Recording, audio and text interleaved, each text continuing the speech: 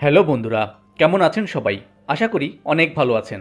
অনেক দিন পর ফিরে এলাম নতুন একটা ভিডিও নিয়ে। আজকে আমি এক্সপ্লেইন করতে চলেছি 2025 সালে সম্প্রতি রিলিজ পাওয়া মালায়ালাম মুভি পনম্যান। তো চলুন কথা না বাড়িয়ে শুরু করা যাক আজকের এক্সপ্লেনেশন। মুভির গল্প শুরু হয় কোলাম শহরে, যেখানে এক গির্জার কর্মী গির্জার দেয়ালে লাগানো পোস্টারগুলো উঠিয়ে ফেলছে। ঠিক তখনই ব্রুনো নামের এক লোক সেখানে আসে আর তাকে মারতে শুরু করে। আসলে এই পোস্টারগুলো সেই রাজনৈতিক দলের ছিল যার জন্য ব্রুনো কাজ করত। যেহেতু লোকটা পোস্টারগুলো উঠিয়ে ফেলছিল, তাই ব্রুনো তাকে প্রচণ্ড মারধর করে, নাক মুখ ফাটিয়ে দেয়। এই ঘটনার কারণে গ্রামের লোক ও চার্চের লোকেরা ব্রুনোর উপর প্রচণ্ড রেগে যায়।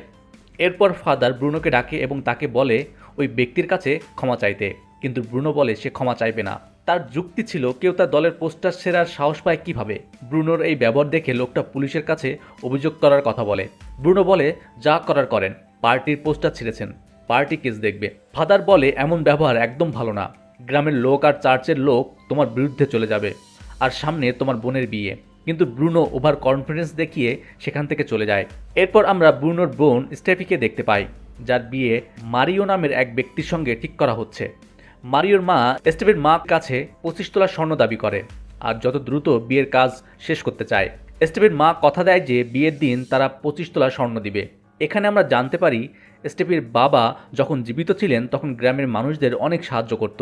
এজন্য স্টেফের মা একদম নিশ্চিত ছিল যে তার মেয়ের বিয়ের জন্য গ্রামবাসীরা তাকে সাহায্য করবে। তাই তিনি এক মহিলার কাছে স্বর্ণ চাইতে যায়, কারণ স্টেফের বাবা একসময় ওই মহিলাকে বিয়ের জন্য 3 তোলা স্বর্ণ দিয়েছিল। কিন্তু ওই মহিলা স্বর্ণ দিতে বাহানা তৈরি করে। সে বলে তার স্বামী সোনা বন্ধক রেখে বিজনেসের কাজে টাকা খরচ করছে। তো স্টেফের মা বুঝতে পারে তারা যতই অন্যদের সাহায্য করুক না কেন, এখন কেউ তাদেরকে সাহায্য করতে এগিয়ে আসবে না। এই কারণে সে প্রচণ্ড দুশ্চিন্তায় পড়ে যায়, কারণ যদি সে 25 তোলা স্বর্ণ দিতে না পারে তাহলে স্টেফের বিয়ে ভেঙে যাবে। একই সঙ্গে সে ব্রুনোকে নিয়েও বেশ চিন্তিত ছিল, কারণ ব্রুনো কোনো কাজ করতো না বা কোনো দায়িত্ব নিত না, সারাদিন পার্টি করে বেড়াতো। এই কারণে স্টেফের মা বাসায় এসে তার উপর রাগ ছাড়তে থাকে আর বলে স্বর্ণের কারণে যদি বিয়ে ভাঙে তাহলে আমি সাগরে ডুবে মরব। ব্রুনো বলে বিয়ের আগে সব ব্যবস্থা হয়ে যাবে। আসলে সে মূলত পার্টির উপর ভরসা করছিল। এরপর পার্টি অফিসে যাওয়ার পর ব্রুনো জানতে পারে চার্চের সেই ঘটনায় তার উপর মামলা হয়েছে। গ্রামের লোকেরা ব্রুনোর বিরুদ্ধে চলে যায় আর সামনে ইলেকশন, তাই পার্টি এখন কোনো ঝামেলা নিতে চায় না। তাই ব্রুনোকে পার্টি থেকে বহিষ্কার করা হয় আর তাকে আপাতত কয়েকটা দিন গা ঢাকা দিতে বলে। এরপর সে ব্রুনোকে একটা হোস্টেলে থাকার ব্যবস্থা করে দেয়। সেখানে গিয়ে ব্রুনোর সাথে শর্মা নামের এক ব্যক্তির দেখা হয়। যখন শর্মা জানতে পারে যে ব্রুনোর বোনের বিয়ে আছে কিন্তু তার কাছে কোনো টাকা নেই, 25 তোলা স্বর্ণ না দিতে পারলে বিয়ে ভেঙে যাবে, তখন সে ব্রুনোকে সাহায্য করার সিদ্ধান্ত নেয়। তখন শর্মা এক ব্যক্তিকে ফোন করে পুরো পরিস্থিতি জানায়। এই ব্যক্তি শর্মাকে বলে যে আজেশ নামের এক লোককে পাঠাবে, কারণ আজেশই তাদেরকে সাহায্য করতে পারবে। শর্মা ব্রুনোকে বলে কাল তোমার বোনকে বলে আম্বুজান জুয়েলারি থেকে স্বর্ণ সিলেক্ট করে রাখতে আর তোমাকে ফটো তুলে পাঠাতে বলবে। আর কাল আজেশ নামের একটা ছেলে আসবে, সে ওই দোকানে কাজ করে, তার সাথে দেখা করতে হবে। তো পরের দিন আজেশ ব্রুনোর সাথে দেখা করতে আসে আর আমরা জানতে পারি যে আজেশ আসলে এমন একজন ব্যক্তি যে বিনামূল্যে বিয়ের জন্য স্বর্ণ ধার দিত। এরপর বিয়ের উপহার ও পাওয়ার টাকা থেকে সে কিছু লাভসহ স্বর্ণ টাকা ফেরত নিত। যদি পুরো টাকা না আসতো তাহলে সে সমপরিমাণ স্বর্ণ ফেরত নিয়ে যেত। আজেশ ব্রুনোকে আশ্বাস দেয় যে সে বিয়ের দিন স্বর্ণ নিয়ে আসবে আর পুরো সময় সেখানে থাকবে যতক্ষণ পর্যন্ত না পুরো টাকা পরিশোধ হবে। সেখানে আজেশ অনেক মদ খায় আর তার মদ খাওয়া দেখে সবাই অবাক হয়ে যায়। এরপর দৃশ্য বিয়ের দিন দেখানো হয়। দেখা যায় ব্রুনোর মা খুব টেনশন করছে, কারণ আজেশ এখন পর্যন্ত স্বর্ণ নিয়ে আসেনি। একটু পর আজেশ সেখানে আসে এবং 25 তোলা স্বর্ণ নিয়ে আসে। এরপর সে স্টেফিকে এগ্রিমেন্ট পেপার স্বাক্ষর করতে বলে, কিন্তু স্টেফির মা এসে স্বাক্ষর করে দেয়। এরপর বিয়ের অনুষ্ঠান শুরু হয় আর আজেশ সেখানে থাকে যাতে অনুষ্ঠানের পর সে তার পাওনা বুঝে নিতে পারে। আজেশ সেখানে প্রচুর মদ খায়। এইদিকে ব্রুনোর পার্টির লোকজন কেউ আসে না, এমনকি চার্চের সদস্য ও গ্রামের লোকজন অনেকেই বিয়েতে আসে না। তো অবশেষে বিয়ের সব অনুষ্ঠান শেষ হয়। আজেশ তার হিসাব গুছিয়ে নিতে আসে, কিন্তু দেখে এখন পর্যন্ত শুধুমাত্র 13 তোলা স্বর্ণের টাকার ব্যবস্থা করা গেছে, কারণ পার্টির লোকও অনেকে না আসায় বিয়ে থেকে গিফটের টাকার পরিমাণ অনেক কম উঠেছিল। এটা দেখে আজেশ স্টেফির মাকে বলে যে সে 13 তোলা স্বর্ণের টাকা পেয়েছে আর বাকি 12 তোলা স্বর্ণ ফেরত নিয়ে যাবে। তাই সে স্টেফিকে ডাকতে বলে। স্টেফির মা স্টেফিকে ডাকতে গেলে দেখে জামাই বউ দরজা লাগিয়ে শুতে গেছে। স্টেফির মা স্টেফিকে নক করে বলে যে কিছু গয়না তাকে ফেরত দিতে হবে। এটা শুনে স্টেফি বলে এখন না, তার স্বামী ঘুমায়নি। যখন তার স্বামী ঘুমিয়ে পড়বে তখন সে গয়না ফেরত দিবে। এরপর সবাই অপেক্ষা করতে থাকে কখন স্টেপির স্বামী ঘুমাবে। অপেক্ষা করতে করতে আজেশ আবার মদ খায় আর তার চোখ লেগে আসে। চোখ খুলে দেখে সকাল হয়ে গিয়েছে আর তখন সে দেখে স্টেপি তার স্বামীর সঙ্গে চলে যাচ্ছে। এটা দেখে আজেশ খুব অবাক হয়। তখন স্টেপির মা তাকে জানায় যে স্টেপির স্বামী তাড়াহুড়ো করে তাকে এখান থেকে নিয়ে গেছে। এটা শুনে আজেশ প্রচণ্ড রেগে যায় এবং স্টেপির মাকে বলে যে স্টেপি তার গয়না নিয়ে পালিয়েছে, সে যে করে হোক তার গয়না ফেরত চায়।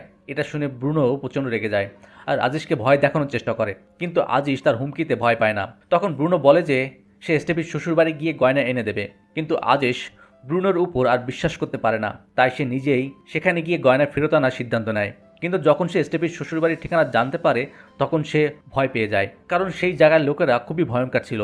3 দিকে পানি আর একদিকে যাওয়া আসার পথ। তবু আজেশ তার সিদ্ধান্ত বদলায় না।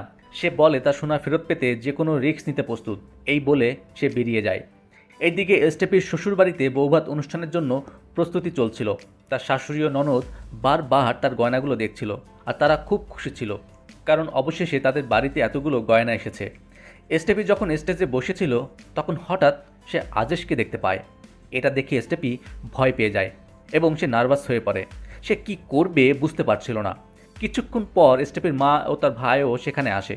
স্টেপি তার মাকে জানায় যে আজেশ এখানে চলে এসেছে। সে ভয় পাচ্ছে যদি আজেশ সবাইকে সত্যটা বলে দেয়। খাবার টেবিলে আজেশ স্টেপি ও তার মাকে খুব ভালোভাবে বলে যে তার সোনা ফিরিয়ে দিতে, কিন্তু স্টেপি এমন একটা অবস্থায় পড়ে আছে যে সে চাইলেও স্বর্ণ দিতে পারছে না। এরপর আজেশ আবার মদ খাওয়ার জন্য একটা আসরে আসে, যেখানে ব্রুনো ও মারিও ছিল। সে সবাইকে বলে যে সে স্টেপির কাজিন। যখন স্টেপির স্বামী সেখান থেকে চলে যায় তখন আজেশ স্টেপির স্বামীর বন্ধুদের জানায় যে সে আসলে কি কাজ করে। সে বলে সে ধারে গয়না দেয় যাতে বিয়ে করতে পারে, পরে উপহারের টাকা দিয়ে তারা সেই গয়নার দাম শোধ করে, আর যদি কেউ তা দিতে না পারে তবে সে বাকি সোনা ফিরিয়ে নিয়ে যায়। এসব কথা শুনে ব্রুনো প্রচণ্ড রেগে যায়, কারণ সে বুঝতে পারছিল না যে কিভাবে আজেশের পিছু ছাড়া যায়। সে কয়েকবার আজেশকে মেরে ফেলারও চিন্তা করে, কিন্তু সাহস করতে পারে না। তো সেই রাত আজেশ ও ব্রুনো স্টেপির শ্বশুর বাড়িতে থাকে। পরের দিন সকালে তারা স্টেপির কাছে গয়না চায়, কিন্তু স্টেপি গয়না ফেরত দিতে চায় না। সে বলে কিসে সোনা। এই কথা শুনে আজেশ আবার রেগে যায়। স্টেপি বলে আমি তোমার কাছ থেকে কোনো সোনা নেইনি, নিকম্মা আমার ভাইয়ের কাছ থেকে নিয়ে নাও, তার কারণেই এইসব ঝামেলা হয়েছে, আর এই কারণে আমাকে এক রাক্ষসের ঘরে বিয়ে দিয়েছে। যদি সে আগে থেকেই কিছু দায়িত্ব নিত তাহলে আজ এই পরিস্থিতি তৈরি হতো না। ব্রুনো তার বোনের কথা শুনে অপমানিত হয়। এরপর আজেশ ব্রুনোকে নিয়ে একটা হোটেলে গিয়ে ওঠে, কারণ সে তার সোনা ফেরত না নিয়ে এখান থেকে একদমই যাবে না। এদিকে ব্রুনো খুব হতাশ হয়ে পড়ে। তার বোনের কথা শুনে আরও বেশি টেনশনে পড়ে যায়, কারণ সে জানতো যে সে কোনোভাবে এতগুলো টাকা জোগাড় করতে পারবে না এই সোনার জন্য। সে যে রাজনৈতিক দলের জন্য লড়াই করেছিল সেই দলই তাকে দল থেকে বের করে দিয়েছে। এই কারণে ব্রুনো নিরুপায় হয়ে পড়ে আর আত্মহত্যার চেষ্টা করে, কিন্তু আজেশ তাকে থামিয়ে দেয় এবং বলে যদি একটা রাস্তা বন্ধ হয়ে যায় তবে আরেকটা রাস্তা আপনা আপনি খুলে যায়, শুধু একটু কষ্ট করতে হবে। আজেশ তাকে বলে ফাঁসি তো আমার নেওয়া উচিত, তোমার বোন আমার সোনা নিয়ে গেছে, যাদের কাছ থেকে আমি সোনা নিয়ে এসেছি তাদের কাছে আমি চোর হয়ে গিয়েছি। তাকে বোঝায় যে তার বাপদাদারা কোনো সম্পত্তি রেখে যায়নি তাদের জন্য, যা কিছু করতে হবে তা নিজেদেরই করতে হবে, খারাপ সময়ে শক্তি রেখে লড়তে হবে। এরপর আজেশ স্টেপির স্বামীকে ফোন করে আর তার ওখানে একটা ছোট পার্টি করার কথা বলে। মারিও এতে রাজি হয়ে যায়। পরের দিন যখন তারা সবাই তার ঘেরে পার্টি করছিল তখন আজেশ ইচ্ছাকৃতভাবে মারিওকে উস্কাতে থাকে। সে তাকে বলে তার ঘের থেকে কিছু চিংড়ি ফ্রাই করে খেলে মন্দ হয় না, কিন্তু মারিও এতে একদমই সম্মতি দেয় না। এই এক কথায় দুই কথায় তাদের মধ্যে লেগে যায়। আজেশ রেগে গিয়ে তার কলার ধরে ফেলে। বাকিরা তাদের দুজনকে কোনোভাবে শান্ত করে। এরপর মারিও ব্রুনোকে বলে আজেশকে বলো সে যেন আগামীকাল ভোর 3টায় আমার সাথে দেখা করে, না হলে তার অবস্থা ভালো হবে না। ব্রুনো আজেশকে এই কথাগুলো জানায় আর আজেশ তাকে চিন্তা করতে না বলে আমি অবশ্যই মারিওর সাথে দেখা করব, কারণ এটা আমার প্ল্যান ছিল। এরপর দেখা যায় মারিও স্টেপিকে জিজ্ঞাসা করে যে এই আজেশ আসলে কে। স্টেপি থতমতো খেয়ে যায় আর সে উত্তর দেয় সে আমার কাজিন।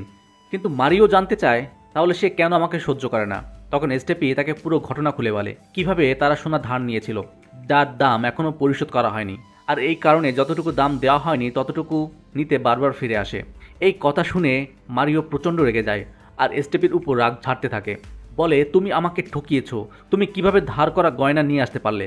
যখন স্টেপির শাশুড়ি এই বিষয় জানতে পারে তখন সেও স্টেপিকে বকাঝকা করে। এরপর আজেশ মারিওর সঙ্গে দেখা করতে যায় আর তাকে সরি বলে কালকের ঘটনার জন্য, আর বলে আমি জানি তুমি সব কিছু জেনে গেছো। আসলে সে ইচ্ছা করেই মারিওর কলার ধরেছিল, যাতে সে সন্দেহ করে এবং স্টেপির কাছে সত্যটা জানতে চায়। এরপর আজেশ তাকে অনুরোধ করে তার গয়না ফিরিয়ে দেওয়ার জন্য, কিন্তু মারিও বলে আমি গয়না ফেরত দিতে পারবো না, কারণ আমার দুটো বোন আছে। বড় বোনের বিয়ে হয়ে গেছে, কিন্তু এখনও কিছু দেনা বাকি আছে, আর ছোট বোনেরও বিয়ে করাতে হবে। আজেশ তাকে বোঝানোর চেষ্টা করে যেদিন থেকে স্টেপি আমার গয়না এনেছে সেদিন থেকে ফাইন্যান্স ডিপার্টমেন্ট আমাকে চোর মনে করছে, আমার সততার প্রশ্নবিদ্ধ হয়েছে। আমি আমার গয়না ফেরত চাই, কিন্তু মারিও গয়না ফেরত দিতে রাজি হয় না।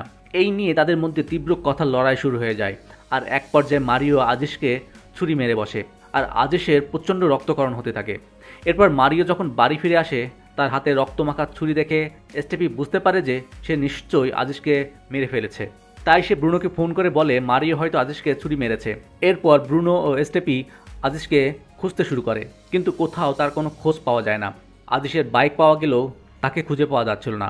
এরপর স্টেপি ও ব্রুনো আজেশের মায়ের বাড়িতে যায়, আর দেখে আজেশের মা ও বোন খুব কষ্ট করে ইটভাটায় কাজ করছে। আজেশ মেহনত করে তাদের জন্য টাকা উপার্জন করত। এই দৃশ্য দেখে স্টেপি ও ব্রুনো তাদের নিজেদের ভুল বুঝতে পারে, আর তারা অনুভব করতে পারে যে আজেশের সঙ্গে তারা অনেক বড় অন্যায় করেছে। এরপর স্টেপি তার শ্বশুর বাড়িতে ফিরে আসে, আর চিন্তা করে সমস্ত গয়না ফিরিয়ে দিবে। তাই যখন বাসায় কেউ ছিল না, সে সব গয়না নিয়ে আজেশের পরিবারকে ফিরিয়ে দেওয়ার জন্য বের হয়। কিন্তু পথে মারিওর বন্ধু তাকে দেখে ফেলে, আর মারিওকে জানালে মারিও তাকে ধরে ফেলে। এরপর জোর করে বাড়ি নিয়ে আসে আর বলে তুই এখান থেকে কোথাও যেতে পারবি না, আর তার কাছ থেকে সব সোনা নিয়ে নেয়। এরপর আমরা দেখি মারিও একটা প্রতিযোগিতায় অংশগ্রহণ করছে। যখন সে প্রায় জিতে যাচ্ছিল, তখন সে আজেশকে দেখতে পায়। মারিও তাকে দেখে হতবাক হয়ে যায়। স্টেপিও তাকে দেখতে পায়। মারিও বলে তুই এখনও মরিস নাই? আজেশ বলে আমি এত সহজে মরব না। এই কথা শুনে মারিও বলে আমি তোকে মেরে 12 বছর জেল খেতে চাই না, এর জন্য আমার কাছে অন্য প্ল্যান আছে। আজেশ বলে আমি আমার গয়না না নিয়েও এখান থেকে যাব না। এরপর স্টেপি আজেশের সাথে দেখা করে, আর তার সাথে এমন করার জন্য সরি বলে। সে আরও বলে তোমার গয়নাগুলো আমাদের বাড়িতে লকারে আছে। কিন্তু আজেশ বলে আমি চুরি করে গয়না নেব না, যদি চুরি করতে পারতাম তাহলে অনেক আগেই করতাম, সেগুলো আমার গয়না। আমি কেবল তখনই গয়না নেব যখন তোমার স্বামী নিজে এসে গয়নাগুলো আমার হাতে দেবে। এখানে তাদের দুজনের কথায় বোঝা যায় তারা একে অপরকে পছন্দ করে। এরপর দেখা যায় স্টেফি তার শ্বশুরবাড়ির লোকজনের সঙ্গে একটা মেলায় যাচ্ছিল। স্টেফির শাশুড়ি তাকে বলে সব গয়না পরে নিতে, কিন্তু স্টেফি মারিওকে বলে যে আমি এই গয়নাগুলো পরবো না। এই কথা শুনে মারিও প্রচণ্ড রেগে যায়, আর গয়নাগুলো নিজের কাছেই রেখে দেয়, কারণ তার কাছে মনে হচ্ছিল যদি তারা বাড়িতে না থাকে তবে আজেশ এখানে এসে চুরি করতে পারে। এরপর মেলায় যাওয়ার পথে মারিওর সাথে আজেশের দেখা হয়। মারিও বলে সোনা চুরি করে পালানোর অপেক্ষা করছো? আজেশ বলে আমি চোর নই, আর সোনা তো ঘরে নেই এটা আমি জানি। সোনা তোমার ধুতিতে, যখন আমি চাইবো তখন তুমি দিবে। আর এসটিপিকে বলে গির্জার মাঠে এসে দেখা করো, সেখানে এসে তোমার সাথে দেখা করব। এরপর তারা মেলায় পৌঁছায়। মারিও এসটিপিকে নজর রাখছিল। অন্যদিকে দেখি আজেশ মারিও চিংড়ির ঘেরে চলে যায়। সেখানে গিয়ে মারিওকে ফোন দেয় আর বলে যে তোর হাতে আমার যে সোনা আছে তার দাম 8 লাখ টাকা হবে, আর তোর ঘেরের চিংড়ির দাম আমার সোনার থেকে 10 গুণ বেশি। যদি আমি এই ঘেরের সব চিংড়ি ছেড়ে দিই তাহলে তোর সব চিংড়ি ভেসে যাবে, আর তোর এর থেকেও বিশাল ক্ষতি হবে। এই কথা শুনে মারিও আতঙ্কিত হয়ে বলে দয়া করে এটা করো না, আমি তোমার সব গয়না ফিরিয়ে দেব। তাই সে নৌকা নিয়ে দ্রুত আদেশের কাছে আসে আর রাগের সঙ্গে গয়নাগুলো তার সামনে ছুঁড়ে ফেলে। এই সুযোগে মারিও সঙ্গে সঙ্গে বাঁধের গেট বন্ধ করে দেয়। এরপর মারিও আদেশের উপর আক্রমণ করে। তাদের মধ্যে তীব্র লড়াই শুরু হয়। এই লড়াইয়ে আদেশ গুরুতর আহত হলেও সে গয়নাগুলো ছাড়তে রাজি হয় না। একটা পর্যায়ে আদেশ মারিওকেও আহত করে ফেলে, আর শেষ পর্যন্ত সে গয়না নিয়ে সেখান থেকে পালানোর চেষ্টা করে। ঠিক তখনই সেখানে মারিওর লোকেরা চলে আসে। আবার ঠিক সেই মুহূর্তে ব্রুনো এসে হাজির হয় আর আদেশকে বলে তুমি এখান থেকে চলে যাও, আমি এদের সামলে নেব। এরপর আদেশ গির্জার মাঠে আসে আর দেখে এসটেপি সেখানে দাঁড়িয়ে আছে, অর্থাৎ এসটেপি তার জন্য অপেক্ষা করছে। আদেশকে জীবিত দেখে এসটেপিও খুশি হয়। আদেশ তাকে বলে এই গয়না ছাড়া তুমি কিভাবে এখানে থাকবে? এসটেপি বলে আমি আর এখানে থাকবো না, আমার কি করা উচিত এখন তুমি বলো। এরপর দেখা যায় তারা দুজন নৌকায় করে এখান থেকে চলে যাচ্ছে। তারা একসঙ্গে কোলাম শহরের উদ্দেশ্যে রওনা হয়, যাতে তারা নিজেদের জীবন নতুন করে শুরু করতে পারে। এসটেপি বলে আমি তোমার এই স্বর্ণ চাই না, এই স্বর্ণই আমার সুখ কেড়ে নিয়েছে। আদেশ বলে সোনা ছাড়া কোনো মেয়ে কি বেঁচে থাকতে পারে? এসটেপি বলে চেষ্টা তো করতে পারে। এই বলে সোনা খুলে ফেলে। তখন আদেশ বলে এসটেপি সোনা ছাড়াই একটা মেয়ের আসল সৌন্দর্য বেরিয়ে আসে, একদম আসল সোনা। আর এখানেই মুভির গল্প শেষ হয়। তো বন্ধুরা, মুভির গল্পটি কেমন লেগেছে অবশ্যই কমেন্টস করে জানাতে ভুলবেন না। দেখা হবে পরবর্তী কোনো ভিডিওতে। ততক্ষণ পর্যন্ত ভালো থাকুন। ধন্যবাদ এতক্ষণ সাথে থাকার জন্য।